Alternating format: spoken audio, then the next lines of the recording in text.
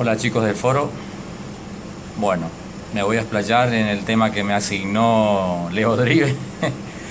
Vamos a ver si me acuerdo un poco de lo que aprendí en la secundaria, de lo que me enseñaron mis maestros en ese entonces.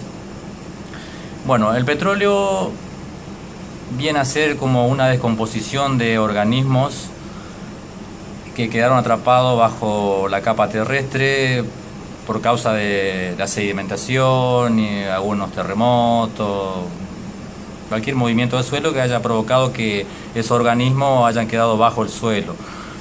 Puede ser animales, algas, todo tipo de seres vivientes, organismos orgánicos que se fueron descomponiendo y por medio de reacciones químicas se fue formando lo que hoy conocemos como petróleo.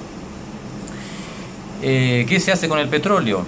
Bueno, el petróleo básicamente se produce combustible, o sea, el 50%, entre 40% de lo que se extrae de petróleo se convierte en combustible como nafta, como lo conocemos nosotros. ¿Cómo llegamos a la nafta? Bueno, el petróleo se lo conoce como crudo. ¿Por qué se le dice crudo? Porque para destilarlo hay que como cocinarlo. ¿Cómo es el proceso? Bueno, el proceso sería de esta forma. El petróleo se lo calienta a unos 400 grados más o menos de temperatura en una especie de torre en la cual al evaporarse el petróleo tiene distinta densidad porque está compuesto por distintos tipos de moléculas. Cuando empieza a condensarse el gas del petróleo evaporado, tiene como distintos niveles la torre y se empieza a condensar en distintos niveles. El vapor más pesado va a quedar por su propio peso más abajo. En el segundo nivel va a quedar otra capa de densidad de petróleo evaporado que se va a condensar en esa parte y la más liviana más arriba.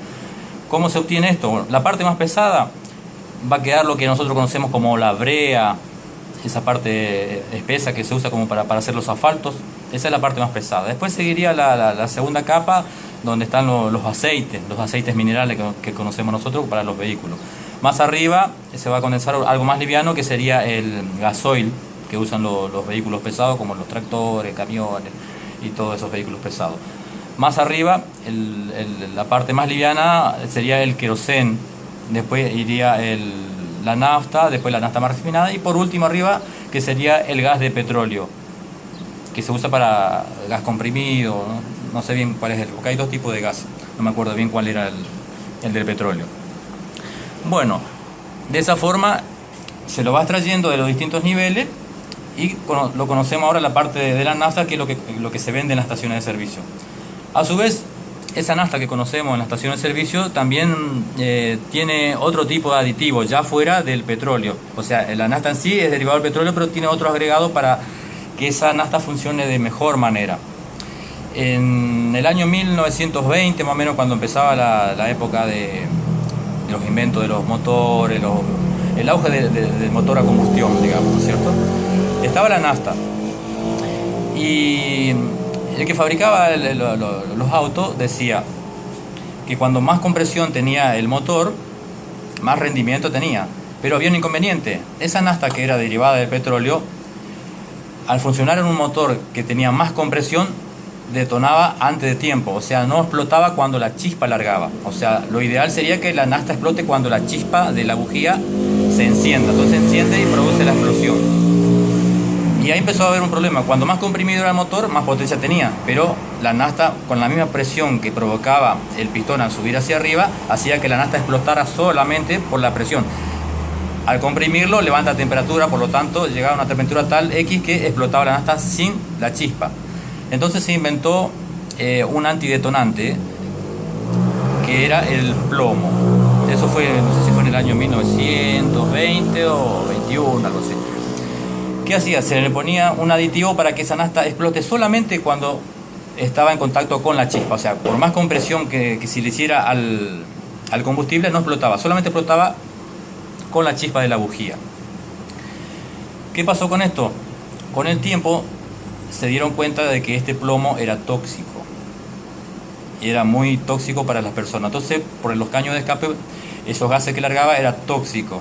O sea, al haber pocos vehículos en ese entonces no era tanto, pero después empezaron a notar que habían enfermedades que no sabían de qué era, y era provocado por el plomo que largaba los gases de la combustión de los vehículos.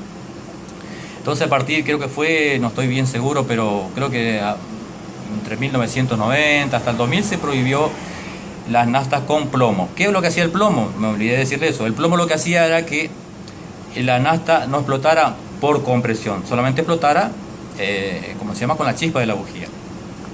Entonces, en el año 1990 al 2000 o menos se empezó a prohibir los motores que funcionaban con nafta con plomo. Entonces ahora van a ver todas las estaciones de servicio y dicen nafta sin plomo, porque tiene otro tipo de aditivo que es otro antidetonante para que la nafta no explote antes de tiempo, o sea que explote solamente con la chispa de la bujía. Y bueno, esto es, llegué hasta creo que me fui un poco del tema del petróleo, pero el petróleo en sí es eso, o sea, el petróleo prácticamente mueve toda la economía del mundo, porque el que mejor maneja el petróleo, o el que tenga petróleo, es lo que maneja todo, porque hoy en día el combustible hace que mueva todo, tanto vehículos terrestres, aéreos, se basa todo en los combustibles, que es un derivado del petróleo. A su vez, en la parte más espesa del petróleo, volviendo al tema anterior de la destilación, la parte más espesa, que era, como les decía, la brea y todo eso, también se sacan los plásticos, los polietilenos y un montón de derivados, que a su vez eso se tiene que hacer otra destilación aparte en ese producto más pesado que es como la brea. Y bueno, la voy a hacer más cortita, quedamos acá nomás porque si no se va a hacer muy largo. Creo que se entendió algo del tema del petróleo. Esto más o menos lo sé porque lo aprendí en la secundaria. Algo me acuerdo todavía, así que... Bueno, a ver, mi próximo nominado va a ser César. Y a ver qué tema puede hablar. Que me hable sobre las ballenas. Bueno, espero tu video, César. Chao chicos, buena semana para todos.